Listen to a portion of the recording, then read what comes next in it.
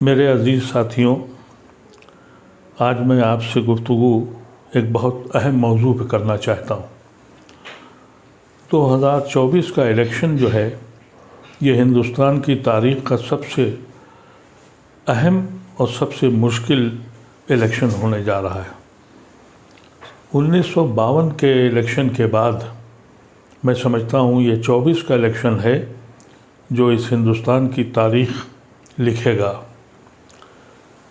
1947 में जब ये मुल्क बटा, उस वक्त कुछ लोग इस मुल्क को छोड़ के चले गए और काफ़ी बड़ी तादाद उसने गांधी की आवाज़ पर, मौलाना आज़ाद और नेहरू और उस वक्त के काबिरीन की आवाज़ पर अपनी किश्तियाँ जला दी, एक जिना को ठुकरा दिया और ये फ़ैसला हुआ। जो कैफियत 1947 में मुसलमानों की थी, आज 2024 में हम वहीं खड़े हैं। उस वक्त के काबरीन ने एक राय दी कि भाई तुम यहाँ आके रहो, हम साझी विरासत में रहेंगे। सन 52 का जो पहला इलेक्शन हुआ, नेहरू ने रेफरेंडम लिया कि इस मुल्क में सेकुलर हुकूमत रहेगी या हिंदू स्टेट बनेगी। उस वक्त की आवाम ने यह फ़ैसला किया और हिंदुस्तान के मुसलमानों को भी मसर्रत हुई कि उनका फ़ैसला सही था। हम मुसलमानों ने चाँद और सितारों की तमन्ना नहीं की थी, हमने सिर्फ यही चाहा था कि हम इज़्ज़त के साथ अपने भाइयों के साथ रहें। पिछले 10 साल से जो कुछ हो रहा है, उससे इस मुल्क का किसान हो, मज़दूर हो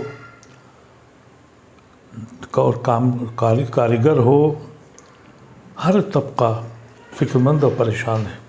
और बिलख़ुसूस मुसलमानों के लिए अब फ़ैसला करना है कि उनकी ज़िंदगी कैसे गुज़रेगी।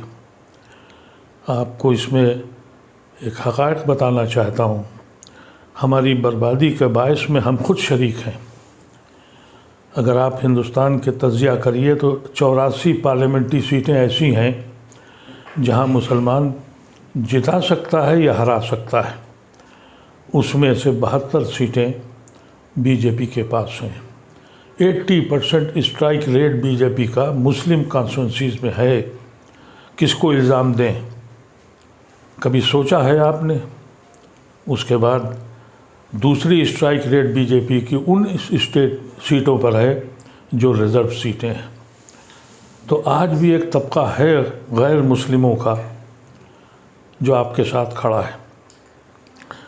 ये जो गठबंधन हुआ, उसकी वजह से हमारे पास सिर्फ 2 ऑप्शन रह गए। एक ऑप्शन ये है कि अगर हमें इस मुल्क को बचाना है और इस मुल्क से हमारा ताल्लुक़ यहाँ के आइन और संविधान से है, एक तबका खड़ा हुआ है कि हम संविधान बना बचाएंगे और दूसरा तबका ये कहता है कि हम संविधान बदलेंगे। इसमें हमारा क्या रोल है, इसको सोचने की ज़रूरत है। आजकल तरह तरीक़े की चीज़ें आ रही हैं। मैंने देखा कि कुछ लोग, मुसलमान इतना परेशान हो चुका है कि उसे मालूम है कि उसकी दरगाहें, उसकी खानकाहें, उसकी मसाजिदें, उसके कब्रिस्तान रोज़ छीने जा रहे हैं। यहाँ तक कि कोर्ट अब ये भी कह रहा है कि आप मदरसा बंद कर दीजिए।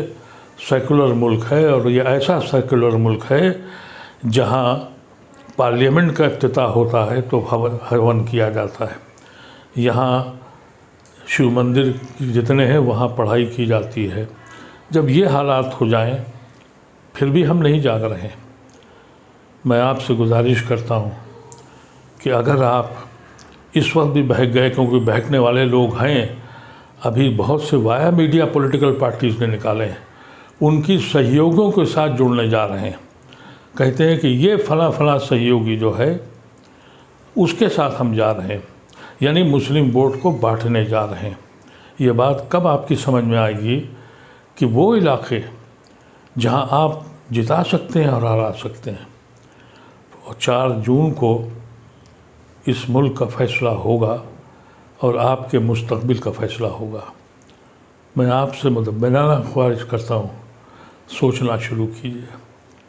कभी सोचिए आप कि हम गुनहगार हैं या नहीं हैं, हम कहाँ खड़े हैं। कभी हम इनके भाइयों की हैसियत से हिंदुस्तान में रहते थे, आज उसी दर पे गुनहगारों की तरह बैठे हैं। सुबह और शाम हमको ये बताना पड़ता है कि हम देशभक्त हैं, देशद्रोही नहीं हैं। इतना सब होने के बाद भी मुसलमान सोच नहीं पा रहा है। और कुछ लोग हैं जो कहते हैं कि हम पासबंदा हैं और फलाना अशराफ है। जाके देखिए उन अशराफ की कोठियों को और उनकी हवेलियों को, जो जिन खंडरात में अब कबूतर के बसेरे हो रहे हैं। ये कभी देखा आपने? हुकूकत यह है कि पूरी मुस्लिम कौम पासमानदा है। अल्लाह तबारक व तआला मेरी ज़बान में इतना असर दे कि आपको दिलों में हिला सके। मेरे पास वो ज़बान नहीं है, मेरे पास वो कलम नहीं है जो आपको सोचने के लिए मजबूर करे। अगर आपने इस बार भी यही किया, अगर आप 5 सीटें भी कम, वोट भी कम कर सकते हैं, तो यकीन कीजिए कि आप मिल्लत पर और हिंदुस्तान पर एहसान करने जा रहे हैं। हमारा ताल्लुक़ इस मुल्क में हिंदुस्तान से सिर्फ़ आइन के साथ है।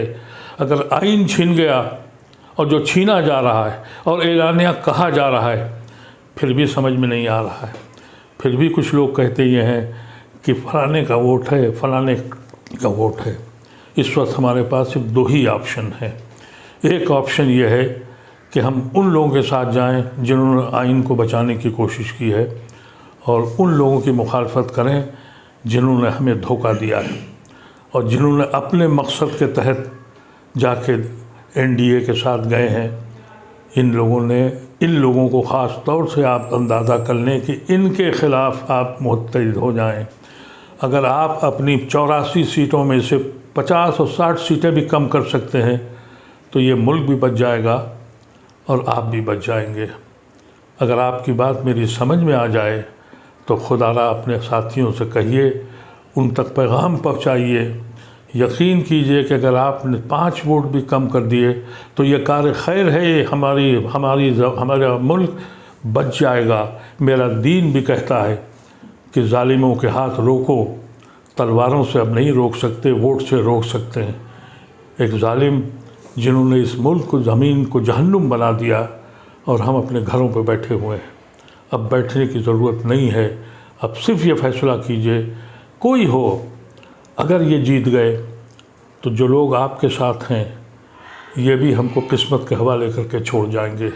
कितने छोड़ गए, कुछ तो दौलत की लालच में, कुछ खौफ की लालच में। और अगर ये दोबारा जीत गए तो फिर वो जो बचे के जो सेकुलर हिंदू आपके साथ खड़े हैं, ये भी आपका दामन छोड़ देंगे। फिर आपके बच्चों का क्या हश्र होगा। और अगर आप जीत गए, इनको रोक लिया आपने, तो आपका वक़ार बुलंद हो जाएगा। आज आपकी हैसियत क्या है? कोई पॉलिटिकल पार्टी आपको घास नहीं डालती, आपको बुलाती नहीं है। यहाँ तक कि जो मुस्लिम कॉन्स्टिट्यूंसीज़ हैं वहाँ पर भी गैर मुस्लिमों को देती है और मजबूर हैं उनको जिताने के लिए। ऐसी शक्ल में एक बात सोचिएगा ज़रूर, और इस बात पर सोचिएगा कि ये एक आदमी जो बीमारी के बाद अपनी उम्र के साथ और बीमारी के साथ जिसकी आँखें अपने रब से मिलने को बेचैन हैं, ये उसका आखिरी इलेक्शन है।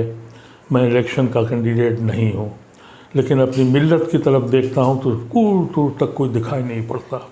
सारे इख्तलाफात छोड़ दीजिए, सारी जमातें छोड़ दीजिए, अशराफ व पासमानदा छोड़ दीजिए। सिर्फ़ एक फ़ैसला कीजिए कि इस मुल्क के कानून को, इस मुल्क के आइन को बचा लीजिए।